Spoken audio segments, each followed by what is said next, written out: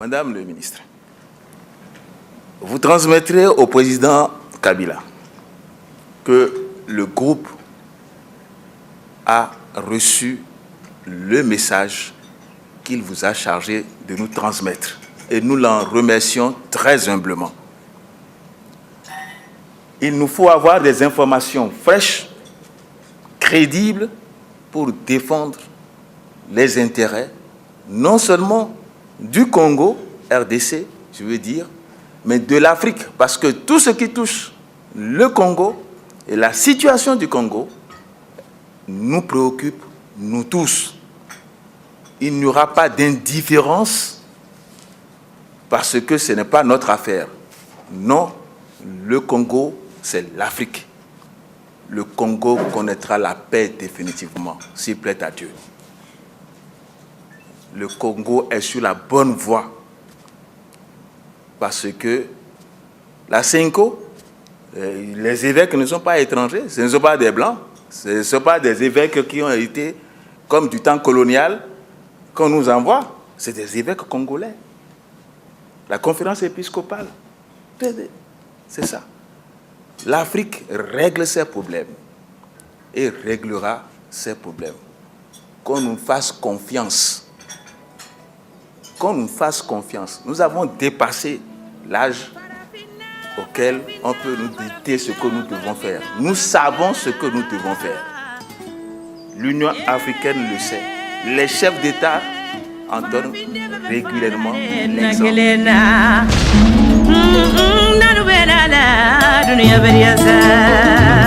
Africains aliso encre noir nango Eza nation oyevani na berceau de l'humanité. Tu n'as pas à te présenter oh oh. Juste ta couleur identifie ta source. Continent kitoko nzamba pesa biso liboso. Mabele kitoko maizamba yoka mapepe. Bandeke yalaki nyonso bongo banyama. Babisi ya mitindo na mitindo. Nyonso se mpona biso bana Afrika. Tolia tozwa makasi mpe mayele o. Yakoluka kotombola mpe kobatela o. Mabele eza komba apesa biso.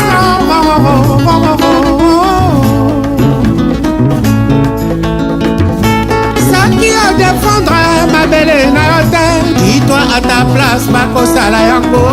Mais sache-le ekozala se bapanzi yo. Batalaka se mabubu na bango.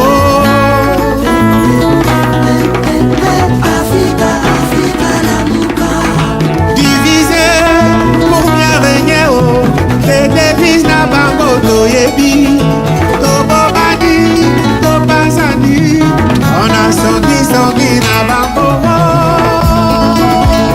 Africa, Africa, Africa, Africa.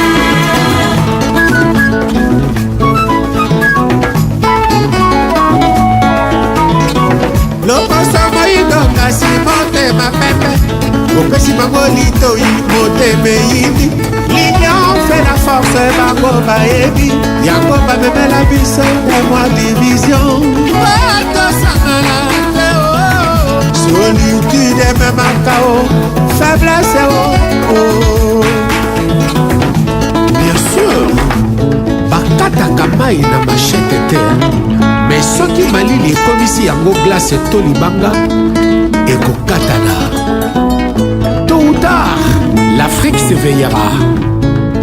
Parole de Jules Chobo et Badio. Africain comme toi.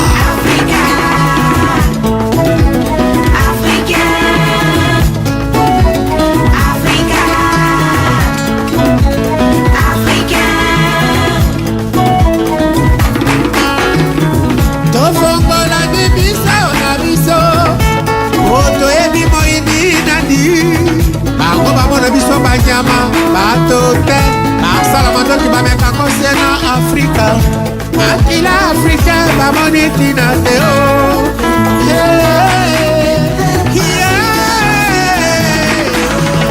Divisé pour bien régner oh oh oh. Mawatro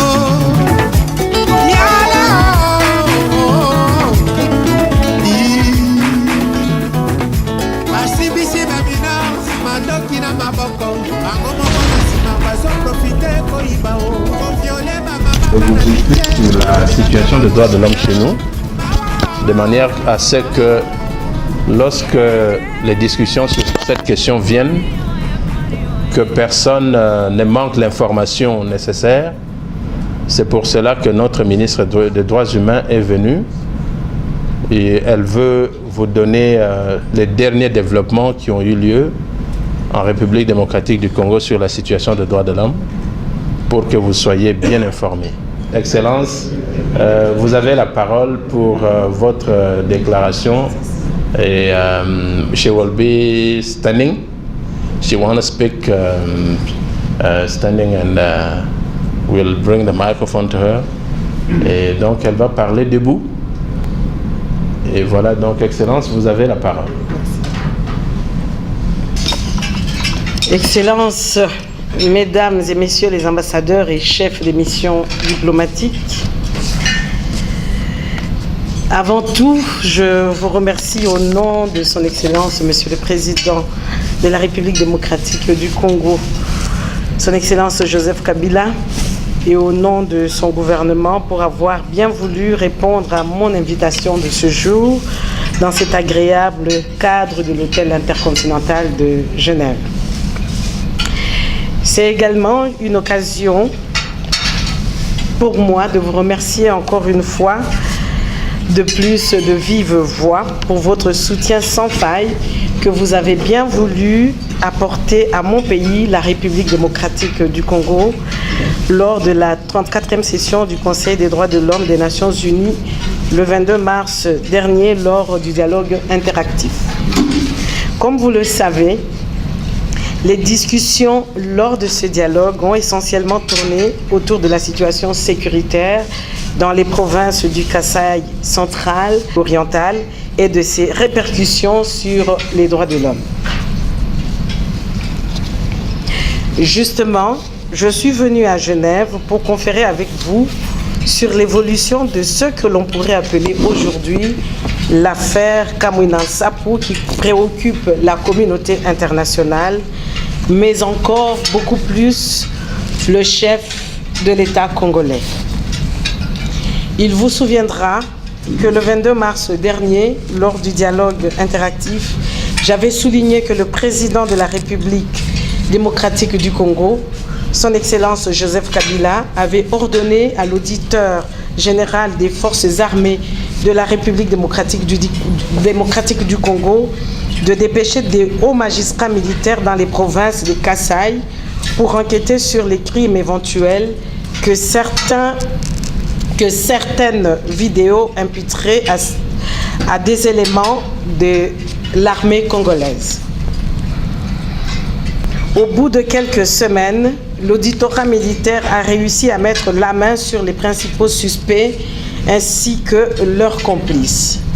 À ce jour, les enquêtes se poursuivent sur terrain et à l'issue desquelles les responsabilités seront établies et les présumés coupables seront certainement jugés et condamnés par les juridictions compétentes. Une autre question qui défraye également la chronique, c'est l'assassinat suivi de la décapitation des deux enquêteurs des Nations Unies, M. Michael Jess Sharp et Mme Zaïda Maria Catalan, dans la localité de Bukondé, dans la province du Kasaï central. La vidéo de la scène du crime a été remise aux magistrats militaires par certains villageois, témoins de ces atrocités, mais dont nous préférons préserver l'identité pour des raisons de sécurité et de secret de l'instruction. Mais je peux vous assurer encore une fois de plus, au nom du gouvernement de la République démocratique du Congo, que ces crimes ne resteront pas impunis. Le 19 avril dernier, le haut-commissaire des Nations Unies aux droits de l'homme a publié un communiqué au cours duquel il exprimait son impatience à voir des enquêtes aboutir rapidement à un procès et menaçait de saisir la Cour pénale internationale si le gouvernement congolais ne faisait pas la lumière sur les crimes commis dans les 2 provinces du Kasaï.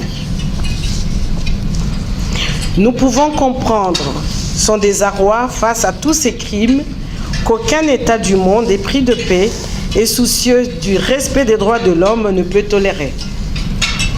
Mais je tiens tout de même à rappeler que les droits de l'homme sont universels et il n'y a pas de bons ou de mauvais crimes.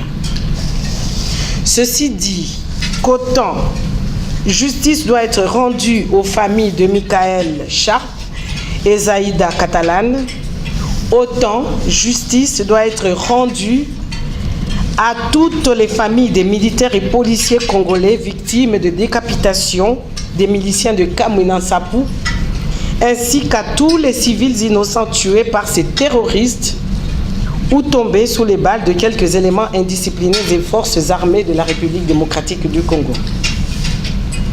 Certes, pour y arriver, nous avons besoin du soutien logistique et technique de la MONUSCO et du Bureau conjoint des Nations Unies aux droits de l'homme, qui, je le répète encore, demeurent nos partenaires privilégiés dans la protection et la promotion des droits de l'homme. Mais la direction des enquêtes reste sous la supervision du ministère de la Justice de notre pays.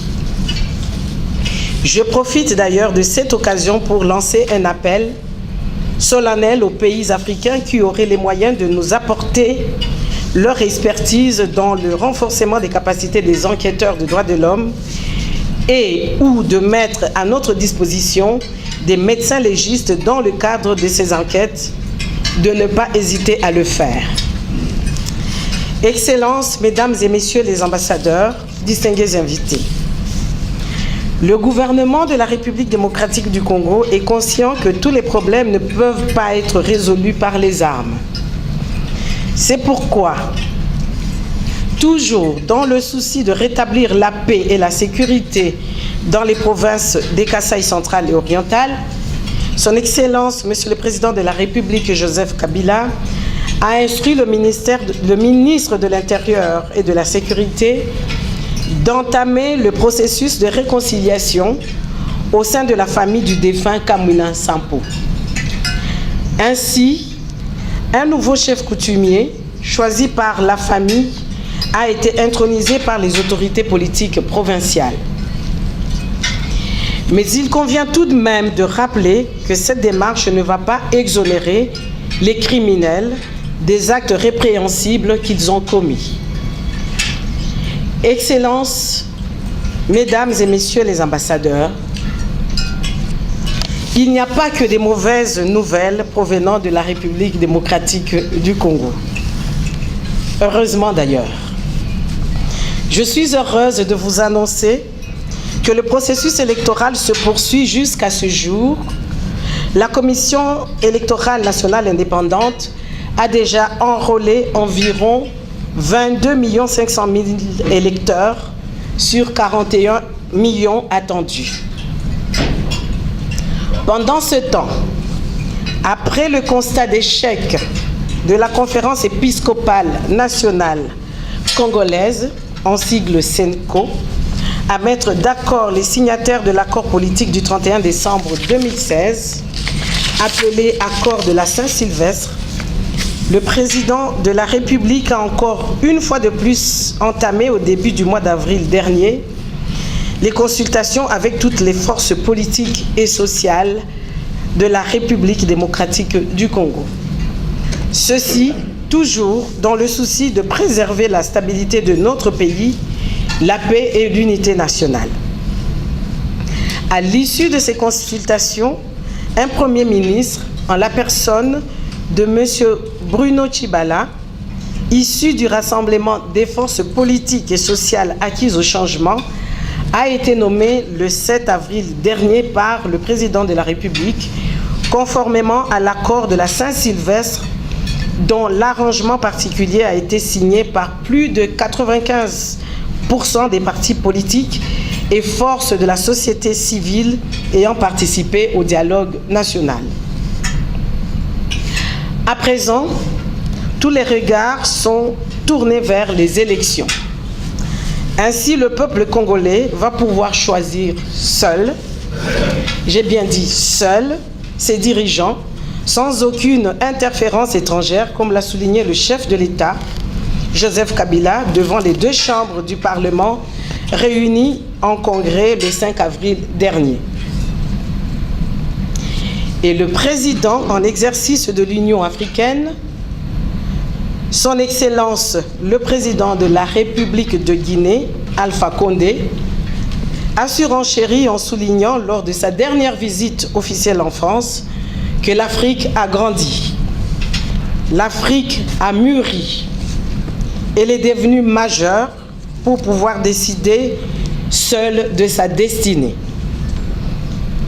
La République démocratique du Congo compte donc sur le soutien de chaque pays africain pour relever les défis de la paix et du développement. Les deux vont de pair. Je vous invite donc à lever un toast à l'unité africaine. Je vous remercie. Merci. Merci.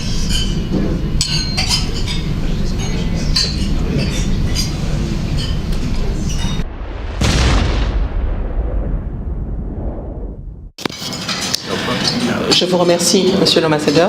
Madame le ministre, je voudrais ajouter ma voix à celle de mes préopinants pour vous adresser des mots de remerciement, tout d'abord, pour nous avoir réunis ce midi autour de ce déjeuner et pour nous entretenir donc de la situation sur le terrain en République démocratique du Congo.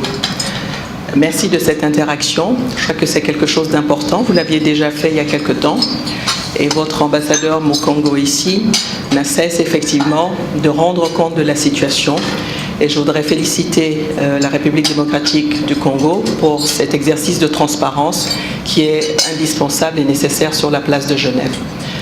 Je voudrais saluer les efforts en cours en République démocratique du Congo pour la réconciliation nationale, pour la paix, pour la démocratie et pour le développement.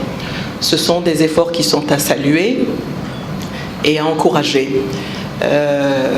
Il est ressorti qu'au niveau de la sous-région, ces efforts sont accompagnés.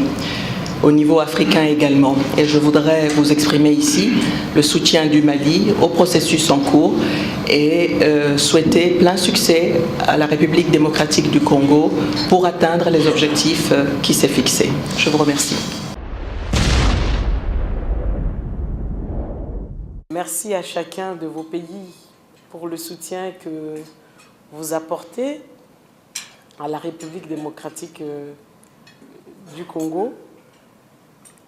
Nous savons que c'est grâce à l'unité de tous les pays africains que nous allons arriver à relever le défi de la paix et du développement.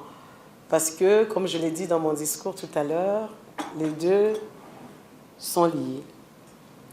Je reviendrai sur le discours du président de la République de Guinée, Alpha Condé, qui m'a personnellement marqué, qui a dit que l'Afrique a grandi, l'Afrique a mûri.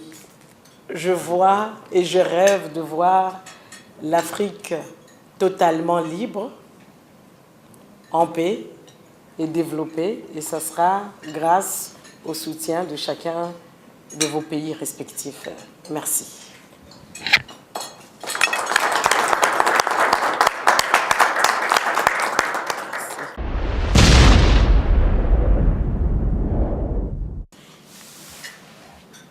Je vous remercie beaucoup, Madame la Ministre. Chers collègues, Mesdames et Messieurs les ambassadeurs, en votre nom à vous tous, je voudrais remercier le gouvernement congolais qui, à plusieurs reprises, a dépêché ici à Genève la ministre chargée des questions des droits de l'homme. ce geste est un geste qui devient régulier. Parce que depuis 2 à 3 ans environ, les ministres ont défilé à chaque session du Conseil des droits de l'homme pour exposer au groupe africain, vu les responsabilités de ce groupe au sein du Conseil des droits de l'homme, l'importance de ce groupe au sein de ce Conseil et surtout le relais qu'il fait des instructions qui sont venues, qui viennent d'Addis Abeba. Eh bien, le gouvernement congolais, disais-je donc, se fait le devoir de venir briefer le groupe, donner les informations les plus fraîches qui permettent au groupe, effectivement, d'examiner avec beaucoup de perspicacité et en toute responsabilité la situation qui prévaut dans ce pays, la RDC. Madame le ministre, vous transmettrez au président Kabila que le groupe a reçu le message qu'il vous a chargé de nous transmettre. Et nous l'en remercions très humblement. Il nous faut avoir des informations fraîches, crédibles, pour défendre les intérêts, non seulement du Congo, RDC, je veux dire, mais de l'Afrique. Parce que tout ce qui touche le Congo et la situation du Congo nous préoccupe, nous tous. Le Congo connaîtra la paix définitivement, s'il plaît à Dieu. Le Congo est sur la bonne voie parce que la Cinco, les évêques ne sont pas étrangers, ce ne sont pas des Blancs, ce ne sont pas des évêques qui ont été, comme du temps colonial, qu'on nous envoie, c'est des évêques congolais. La conférence épiscopale, c'est ça. L'Afrique règle ses problèmes et réglera ses problèmes. Qu'on nous fasse confiance. Qu'on nous fasse confiance. Nous avons dépassé l'âge auquel on peut nous dicter ce que nous devons faire. Nous savons ce que nous devons faire. L'Union africaine le sait. Les chefs d'État en donnent régulièrement l'exemple. Nous-mêmes, dans les années 97, quand nous avons eu de terribles difficultés, que vous connaissez très bien, c'est grâce au défunt président Omar Bongo qui est intervenu, qui a organisé le dialogue entre les frères congolais, que nous avons pu trouver la solution qui nous a ramenés vers la paix. Donc je crois aussi que les solutions africaines peuvent être plus viables que celles que les autres proposent, parce qu'ils ne nous connaissent pas assez et surtout leurs intérêts ne sont pas les nôtres. Je voudrais saisir l'occasion pour vous transmettre les salutations de votre frère, le ministre des Droits de l'Homme du Gabon. Madame le ministre, les problèmes de la République démocratique du Congo sont les problèmes du Gabon. Et il vous souviendra que le président Kabila, le 24 avril dernier, était à Libreville, rencontrer son frère Ali Bongo Ondimba. Et cela se passait à Franceville. C'est tout un symbole, c'est pour vous dire combien il est attaché au Gabon. Et non seulement à Ali Bongo Ondimba, son frère, mais également au président Omar Bongo, puisqu'il a été déposé une gerbe de fleurs devant son mausolée. Mais je puis aussi vous assurer et vous redire que le Cameroun est avec vous dans cette situation. Je vous remercie, Madame la Ministre. En tant que voisin, frère, j'ai quand même quelque chose à dire parce que ce qui se passe en RDC, nous le sentons directement en Angola.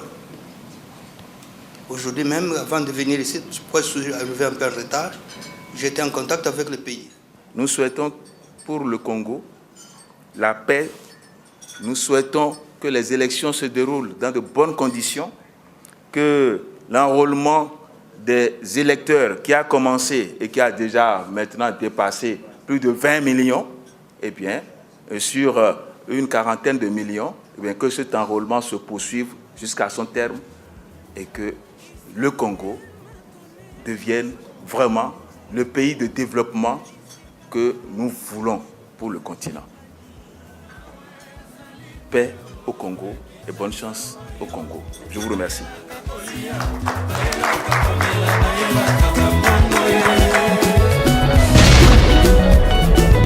Son Excellence Auguste Katumba, l'homme de confiance et des missions impossibles, Fifi d'Asonama Kibwisa, qui veulent Kwesi l'homme à battre ma famille Baïnini, et Kebo Solo. Nicole Kabs Kabaseli, André Kisangui, na Brazzaville. Maison Blanche na Brazzaville. Nesma Mola, Major Ngali. Robélie, cœur de satellite, Fumwambanza. Laolindo Likala Moto. Yaja, Ekiriaba Irakien. Chika Chika, Yebisaya Jean, Emona Nakae, Charlie Moussouamai, Natekaem, Bibi Soup, Raga, Diao Dimba la princesse, Blaise Wanga, Boulevard des Stars, Hélène Kalemba, Brigitte Kiambi, Mamina RTNC, Mama Wiva, Lolo Milolo, Mbouibouéboué, Mpaka Ikombe Tata Mapasa, Pepito na RTNC 2, Lidia Mwana Mama Mipendu, Malili na Lucerne, Honorable Somida, adieu ma belle-sœur, Hortense Menga, Maïna Genève.